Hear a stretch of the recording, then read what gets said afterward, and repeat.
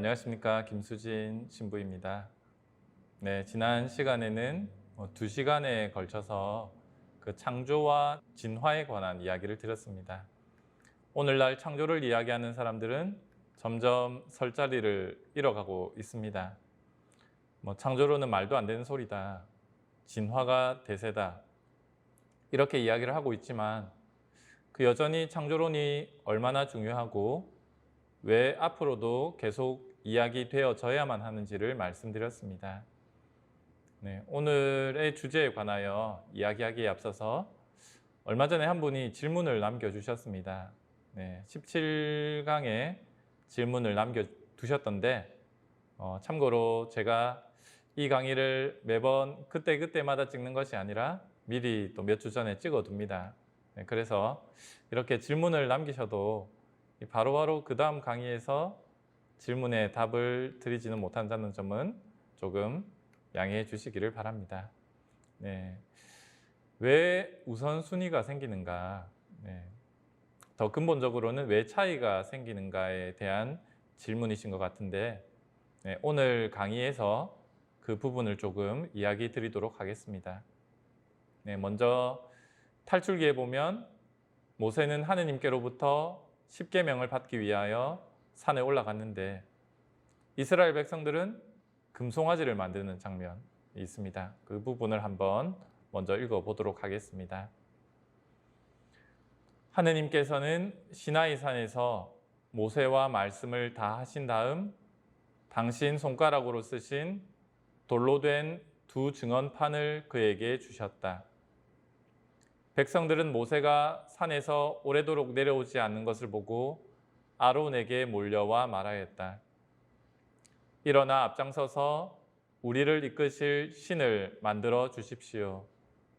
우리를 이집트에서 데리고 올라온 저 모세라는 사람은 어떻게 되었는지 모르겠습니다. 아론이 그들에게 여러분의 아내와 아들, 딸들의 귀에 걸린 금고리들을 빼서 나에게 가져오시오 하자 온 백성이 저희 귀에 걸린 금고리들을 빼서 아론에게 가져왔다. 아론이 그 금을 그들 손에서 받아 거푸집에 부어 수송아지 상을 만들자 사람들이 외쳤다. 이스라엘아, 이분이 너를 이집트 땅에서 데리고 올라오신 너의 신이시다. 아론은 이것을 보고 그 신상 앞에 제단을 쌓은 뒤 내일은 주님을 위한 축제를 벌입시다 하고 선포하였다. 이튿날 그들은 일찍 일어나 번제물을 올리고 친교 제물을 바쳤다. 그러고 나서 백성들은 앉아서 먹고 마시다가 일어나 흥청거리며 놀았다. 이 장면은 단순히 이스라엘 백성들이 우상을 만들려고 해서 만들었던 장면이 아닙니다. 당시에 지도자인 모세는 눈에 보이지 않고 그래서 백성들은 어디로 가야 할지 모르는 뭔가 앞이 막막한 그런 상태에 있었습니다. 그런 상태에서 자신들이 가지고 있는 금부치, 자신들의 소중한 보물을 하느님 앞에 내어놓습니다. 뭔가 뚜렷이 보고 싶어 했다는 것입니다. 사실 이런 면에서 본다면 우리 또한 우리도 모르게 뭔가 명확한 것을 보고 싶어 하고 그래서 우리만의 우상을 만들고 있을지도 모릅니다.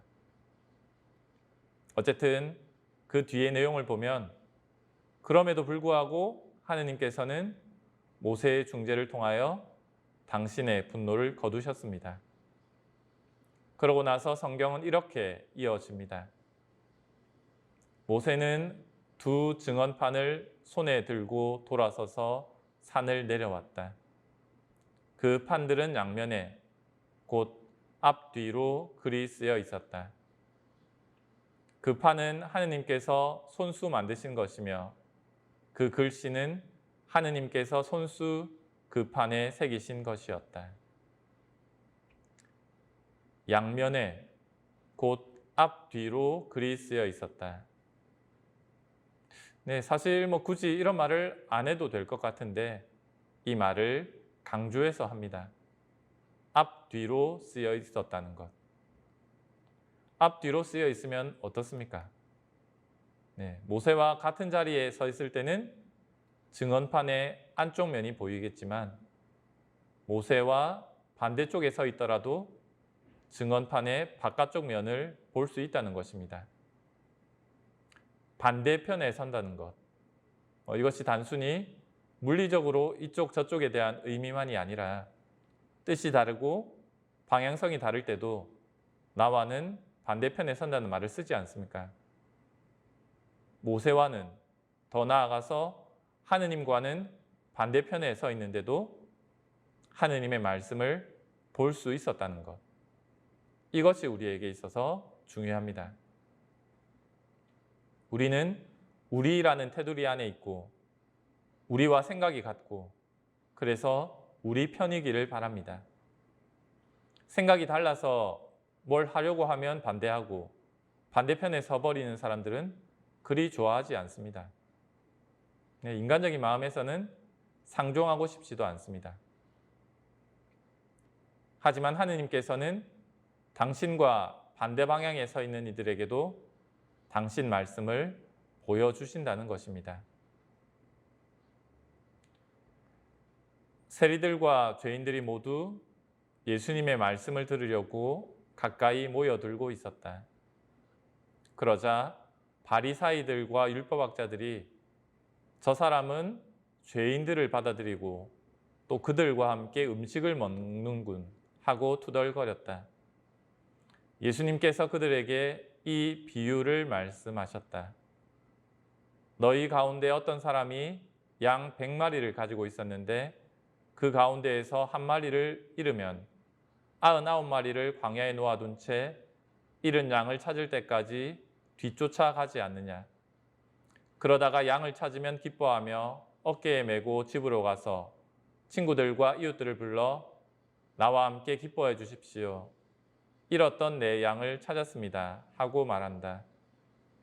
내가 너희에게 말한다. 이와 같이 하늘에서는 회개할 필요가 없는 의인 99보다 회개하는 죄인 한 사람 때문에 더 기뻐할 것이다. 네, 이 비유도 그렇지 않습니까? 말도 잘 안 듣고 생각도 달라서 전혀 다른 방향으로 나아갔던 양이 오히려 주님과 제대로 만나게 되었습니다. 증언판의 바깥쪽 면을 제대로 볼 수 있었다는 것입니다. 반면에 자신은 안에 머물러 있다고 생각한 이들, 바리사이들과 율법학자들은 어떻습니까? 세리들과 죄인들에게 하느님의 자비가 주어지고 있지만 하느님의 그 자비도 마음에 안 드는 것입니다. 바깥에 있더라도 하느님의 말씀을 볼 수 있지만 안에 있더라도 얼마든지 하느님의 말씀을 제대로 볼 수 없는 경우도 있다는 것입니다. 이렇게 볼 때 안에 있고 바깥에 있고 그것이 중요한 것은 아닙니다. 앞에서도 질문하셨지만 이스라엘 백성이고 가난한 여인이고 그것이 중요한 것은 아닙니다. 왜 우선순위를 두고 있는가? 왜 하느님께서 차이를 두시는가? 네, 이것은 상황에 따라서 여러 가지 이유도 있고 그래서 우리가 하나하나 제대로 알지는 못합니다. 중요한 것은 어디에 있든지 어떤 차이가 나든지 우리가 있는 그 자리에서 하느님과 제대로 대면하고 있는가? 나의 얼굴이 하느님 말씀을 향하고 있는가? 이 부분입니다. 네, 이렇게 이야기를 드리면 조금 이해가 가실지 모르겠네요. 어쨌든 하느님께서는 당신과 같은 자리에 서 있는 이들뿐만이 아니라 당신과 반대편에 서 있는 이들까지도 당신 품 안으로 모아드리려고 하신다는 것. 그리고 우리 또한 바로 거기에로 초대받았다는 것. 다시 한번 기억하는 시간이 되었으면 합니다. 네, 오늘 강의는 여기까지 하겠습니다. 감사합니다.